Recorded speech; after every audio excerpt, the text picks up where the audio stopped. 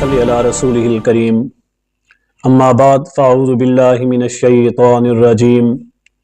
بسم اللہ الرحمن الرحیم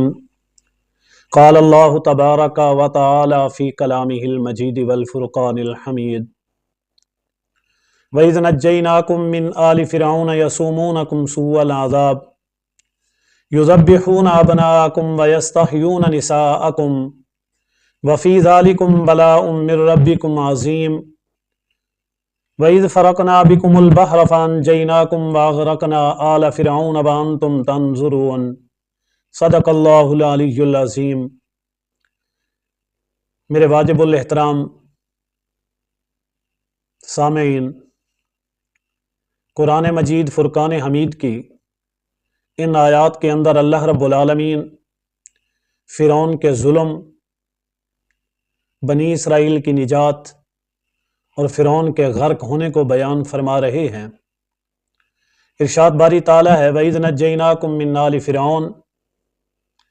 ہم نے نجات دی بنی اسرائیل کو آل فرعون سے۔ بنی اسرائیل سیدنا موسیٰ علیہ السلام کی قیادت میں فرعون کے دور میں اس سے نجات حاصل کرنے کی کوشش کر رہی تھی۔ فرعون کو اس دور میں نجومیوں نے ایک بات بتائی، بنی اسرائیل کے اندر ایک ایسا بچہ پیدا ہونے والا ہے جو آپ کی حکومت کا تختہ الٹ دے گا، آپ کی حکومت کا خاتمہ کر دے گا۔ فرعون نے اس انداز سے جب اس کی یہ بات سنی، بہت ساری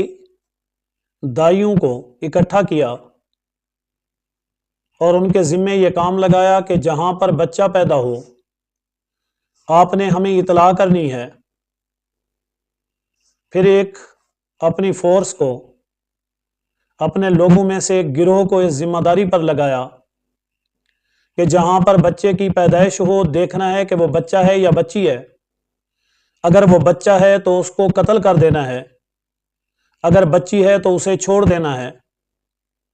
اسی انداز سے یہ ظلم کا سلسلہ چلا۔ بعض حضرات نے 12,000 کے قریب بچوں کا قتل عام لکھا اور بعض مفسرین نے 40,000 کے قریب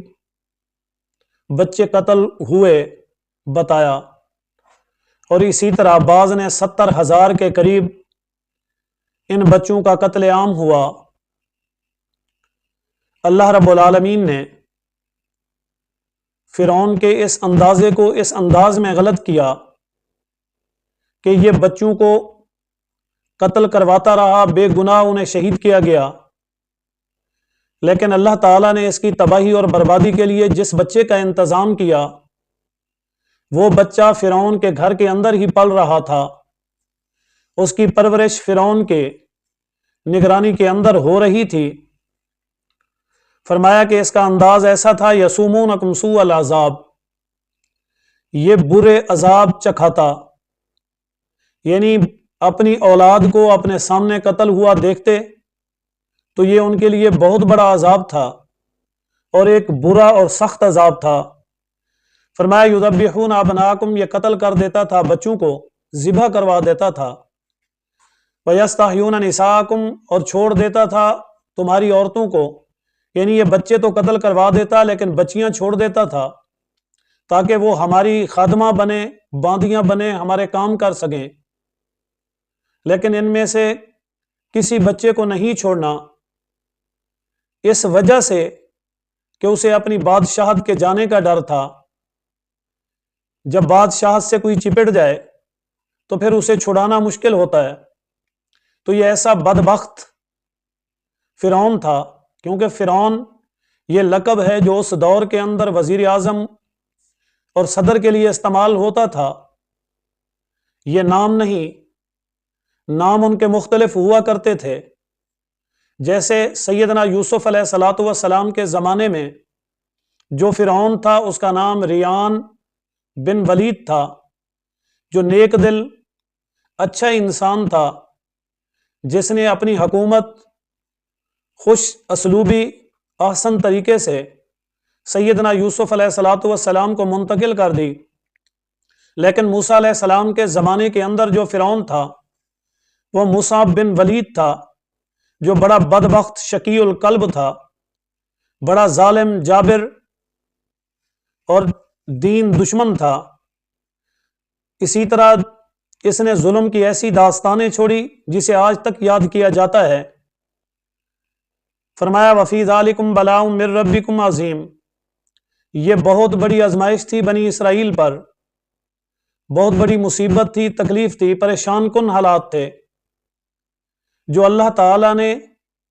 ان کے اعمال کے سبب ان پر قائم کیے۔ اس لیے اللہ تعالیٰ فرما رہے ہیں وَإِذْ فَرَقْنَا، کہ جب ہم نے ان کو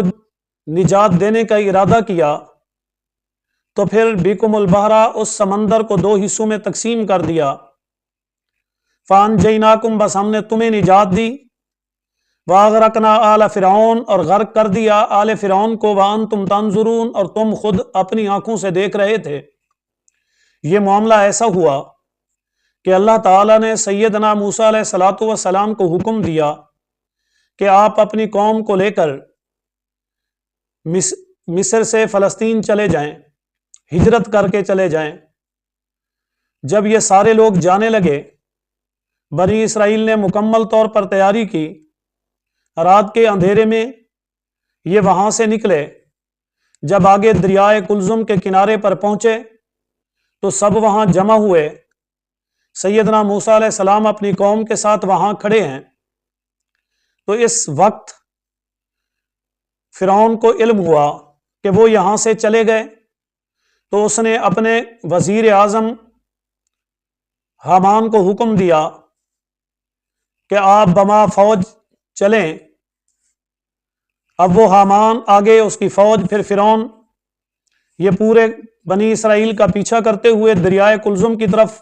بما لشکر چل پڑے۔ آگے بنی اسرائیل کو جب اس بات کا علم ہوا وہ پریشان ہوئے اور کہنے لگے انا لمدرکون، ہم تو پکڑے گئے،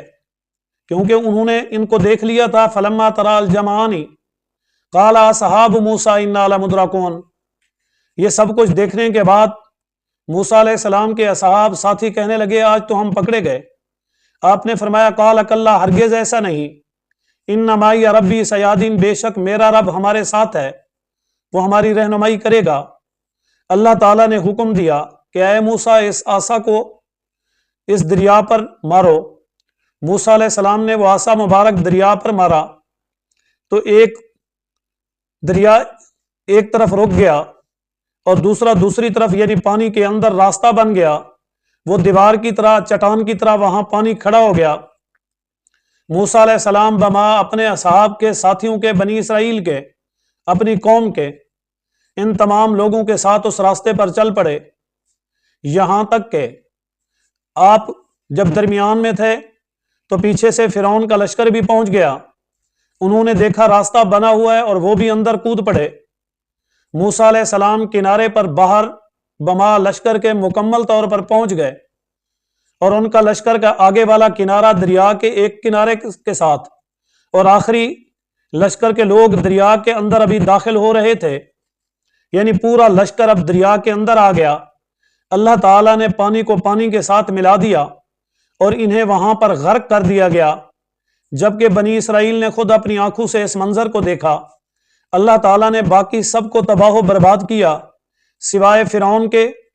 کہ اسے دریا نے باہر پھینک دیا، اس کی لاش کو باہر ڈال دیا۔ اللہ تعالیٰ نے اس کی لاش کو عبرت کا نشان بنایا، جو آج تک بھی کہرہ کے عجائب خانوں کے اندر موجود ہے، کہ یہ اللہ تعالیٰ کی طرف سے ایک معجزہ ہے، ایک عجوبہ ہے، جو قیامت تک آنے والے لوگ اسے دیکھتے رہیں اور اس کو دیکھ کر عبرت حاصل کرتے رہیں کہ یہ وہ بدبخت ہے جسے اللہ نے مقامی عبرت بنا دیا۔